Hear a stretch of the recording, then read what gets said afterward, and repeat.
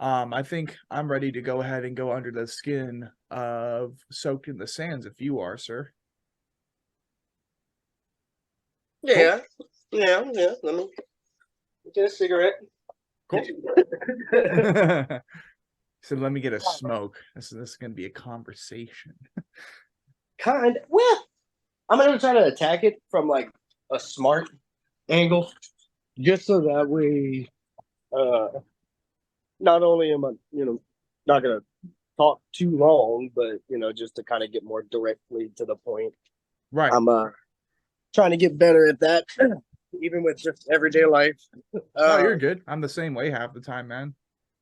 Because that's actually what the tattoo on my leg represents. It's an egg with a big mushroom cloud coming out the top. Oh shit. Oh yeah. So it represents ADHD. Ah. So let's see. Oh shit, that's actually a really cool piece. Yep. Nice.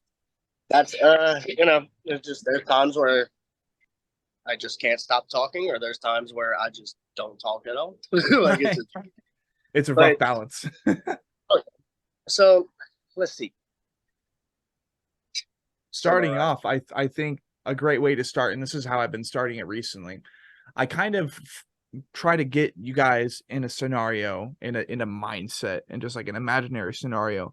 Going into a library, you find a book with the album cover of Soaked in the Sands on the front. The logo's not even there, but it says Soaked in the Sands. You're like, okay, what is this about? Maybe pretend you're not even you. You're just a random person seeing this book. You have the credentials of all four of you boys on it. So you pick up the book. You're like, okay, there's a weird, like, demonic dude. There seems to be almost like a Middle Eastern looking town or city going on here. And the Soaked in the Sands thing too, that kind of has a correlation. There seems to be some type of monogram on the floor in the middle of this very, very open complex.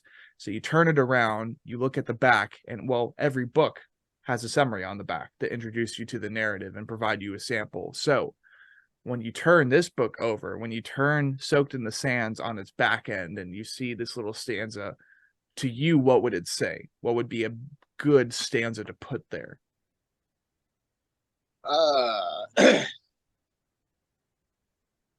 Probably like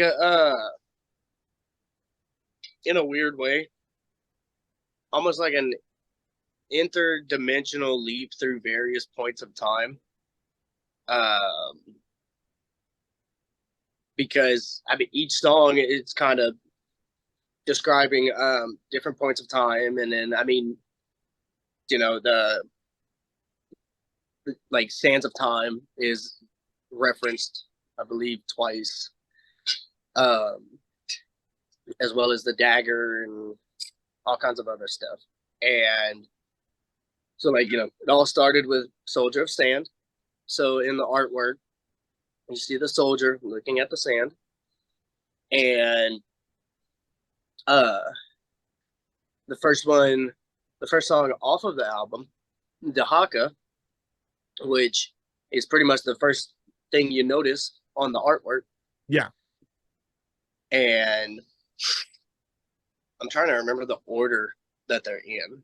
I got the track listing right here. So there's Dahaka, there's Brute, and there's Farah. That's the first three. Or Farah. And wait, actually, yeah, Brute was actually the first song off of this record. That's right. That's a story we'll get into in a bit. Yeah. And then Farah was actually very fun, and it was kind of trailing off the same thing as Thomas was saying earlier. It was definitely a challenge because I try to have the I try to have an intimidating, mean, scary demeanor with my vocals, I guess. Yes. And then hearing that Pippi, Go Girl. Pippi, yeah, it's Pippi, right? Yeah. Hearing that she was going to be featured on the song, I was like, okay, hold up. Like, I've got to do vocally, I've got to do something different, right? I've got to, if anything, I've got to kind of evolve slightly into a direction that would also fit her dynamic. Because if I would just, if let's say we had freaking Amy Lee, or whatever, I'm not gonna be sitting there doing click core gutturals the whole time, Right. So next record, Jon. Next record. Next record. Hey, that'd be hilarious if we make that happen. If Amy Lee watches this, just contact us. But yeah, so it's almost like, I don't know, it's like the same amount of heaviness, but it's still also kind of a soft, melodic, like pretty sounding song. Yeah. So it was definitely, I'd have to say, out of all the songs on the record, Pharaoh was probably the most challenging. And I believe after that is Mask of the Wraith. So after Farah on the track listing, it's Warrior Within. But if anything, let's just go ahead and like dissect this track by track. That way we can get all these checked off. And we'll go ahead and just like speed run through this. I didn't even see that there are 2 tracks with Pippi on it. So track 1, we have Dahaka.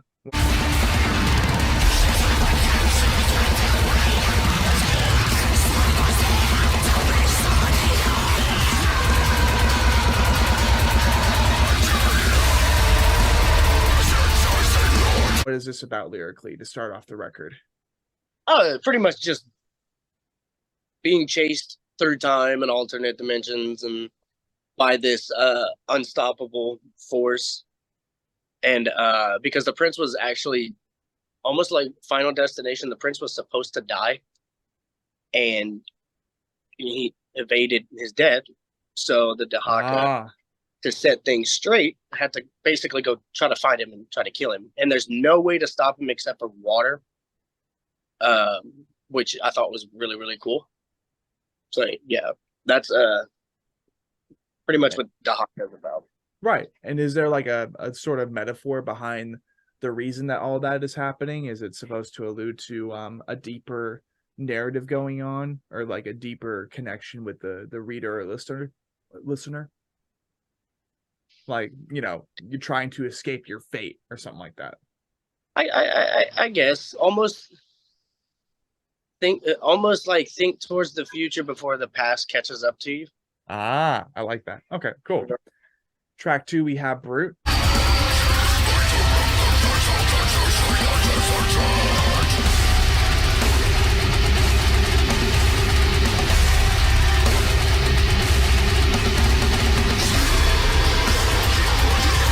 Which I don't know if you already discussed the lyrical content of this, but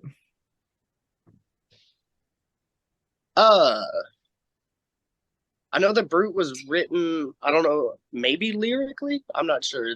That would probably be more of a question for Julius. is it like an instrumental? Well, it's their previous vocalist. Oh, right. Okay, gotcha. Yes, the lyrics were written by him. Yeah, it was mostly about a big creature boss from the third game, Two Thrones. There's this big general dude you have to fight in, like almost a God of War type boss fight.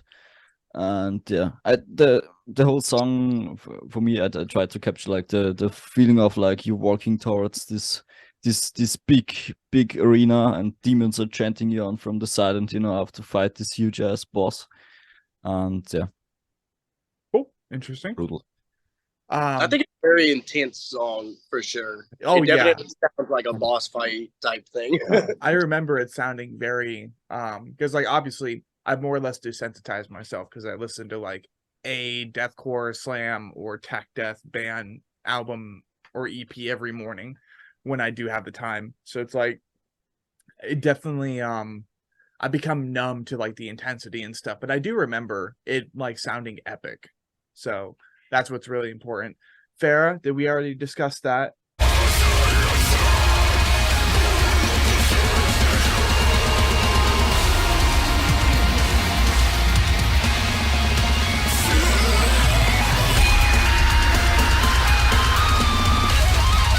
John? Yeah. Okay, cool. Track 4, we have Warrior Within.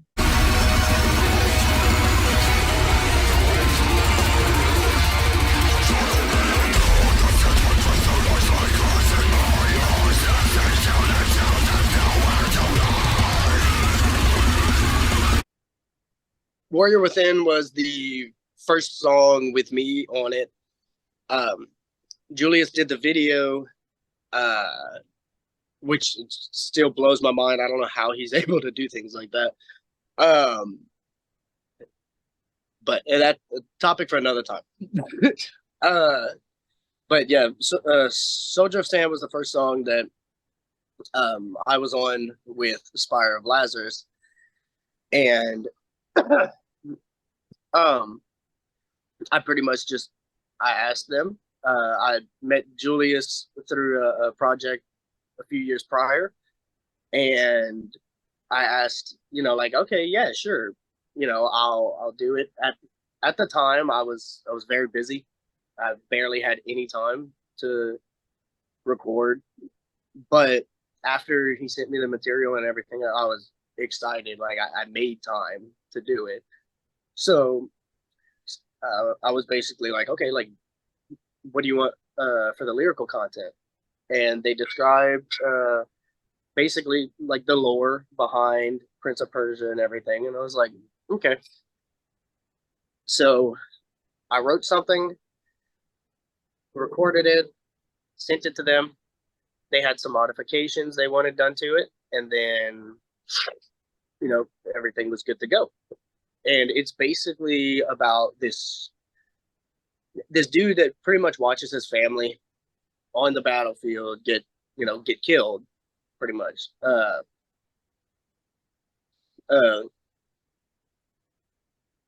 Kind of like that one line pretty much would describe the whole song. And their sons are haunted by the stench of sulfur as their fathers are skinned from the earth. So it, pretty much just like, pretty much, yeah. Okay, cool. Track 5, we have the Requiem Reservoir.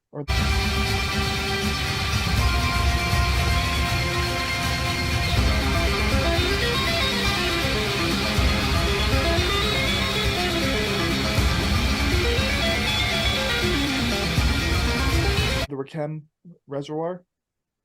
Oh yeah, that's the only instrumental track on the record.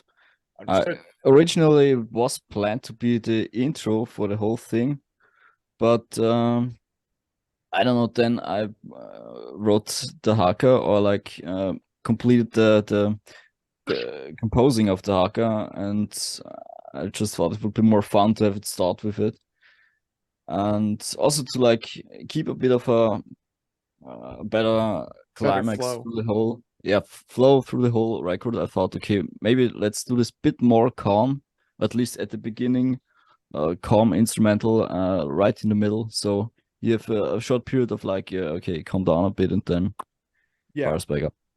Exactly. Okay, cool. And I don't know, being that there aren't any lyrics with the Requiem Reservoir, was there anything that you were like picturing when you were composing this song? Oh yes, this is the name of a level on the Forgotten Sands game. So Prince of Persia Forgotten Sands, there's a level called the Requiem Reservoir, and it's like a big it's a big climbing section, one of the biggest in the game, I think. Cool.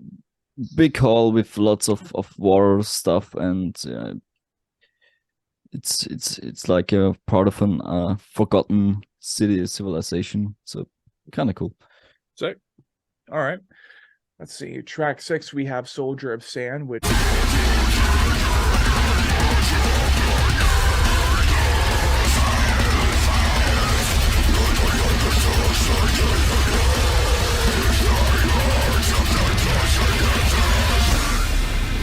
John, you said this was like your debut effort with them, so what's going on here? Can y'all hear me? Yes. Yeah. Can y'all see me? Yes. Huh. That's weird. I can't see me. Well, yeah. There I am. Okay. Soldier of Sand. Yeah, we already went over that one. Yeah. Oh Yeah. we more or less did. So I'll probably It just probably changed position in the Yes. track list for the release. right. Track 7 we have Mask of the Wraith featuring Max Nagel.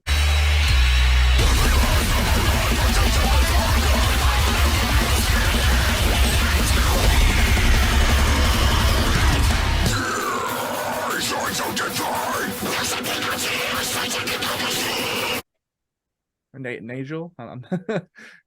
It's pronounced Nagel, but yeah, it's very German. Okay, now good. So, Okay. fun side fact: he's my uncle, and he's a very accomplished jazz musician, actually. Oh shit. And he was actually the person who bought me my first guitar when I was 10. Oh shit. Okay, cool. Yeah. Full circle. Yeah. Well, let's see. What's the lyrical aspect of the song? So, Mask of the Wraith is pretty much. Let's see. To sum it up, it's this mask that you find in the game, and you can basically go back in time, but you have to kill your former self, I believe, if I've got it correct. And so, like, I love the aspect behind that. So I was really excited to write it, and I, pretty much just went through that. I've seen that there's a lot of people that thought that Mask of the Wraith was about what is it? Dead by Daylight, I think. Because I've never. Is it Dead by Daylight? Probably. I don't. It's in the comments on YouTube, but yeah. No, it's pretty much just about that mask, and then from a narrating point of view, or a first person narration point of view, pretty much just going back in time to fix mistakes by killing your former self, and if your former self kills you, then you're dead. That's it. Yeah. Right. In order, like I said, in order to go back in time, you have to kill your former self, and just that weird time travel. Yeah, it's a weird paradox. Yep. Okay, I like that. Last track we have Two Thrones.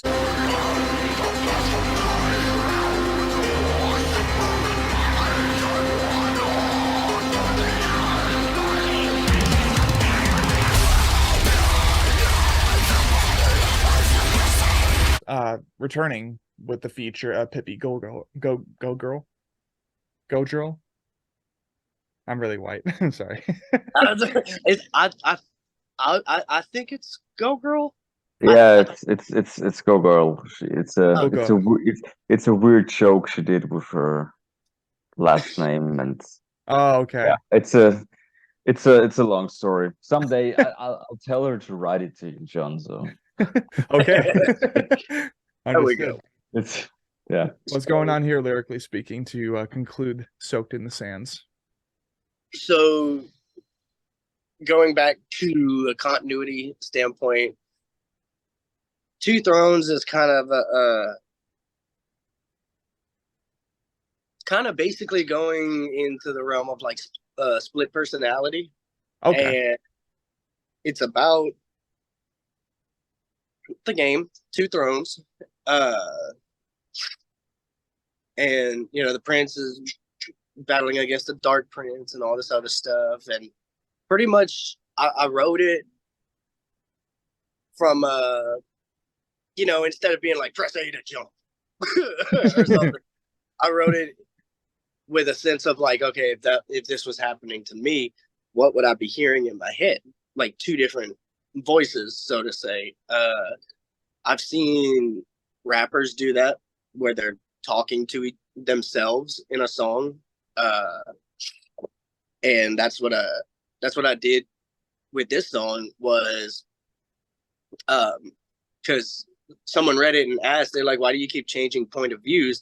And I said, because it's a conversation between two people. And I tried to use, more mid-range, distressed tones for the Prince, and the Dark Prince, more folic, witchy sounding, dark sounding vocals.